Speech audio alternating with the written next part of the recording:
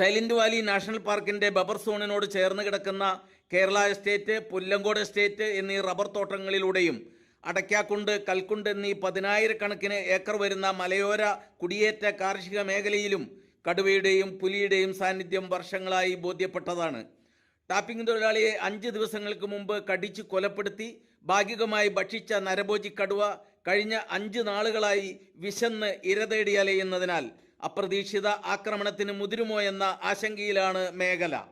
പ്രദേശത്ത് ടാപ്പിങ്ങും മറ്റു തൊഴിലുകളും പാടെ മുടങ്ങിക്കിടക്കുകയാണ്. പശുക്കളെയും ആടുകളെയും ഒക്കെ പുറത്തിറക്കാൻ കഴിയാതെ ക്ഷീരകർഷകരും പ്രതിസന്ധിയിലാണ്.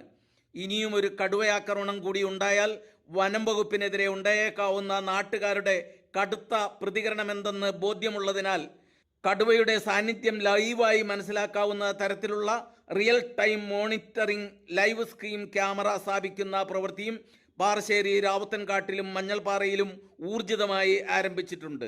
നിലവിലെ 50 ക്യാമറകൾക്ക് പുറമെയാണ് റിയൽ ടൈം മോണിറ്ററിംഗ് ക്യാമറകൾ സ്ഥാപിക്കുന്നത്. തെർമൽ ഡ്രോൺ നിരീക്ഷണവും മലയോര മേഖലയിൽ നടന്നുവരുന്നുണ്ട്.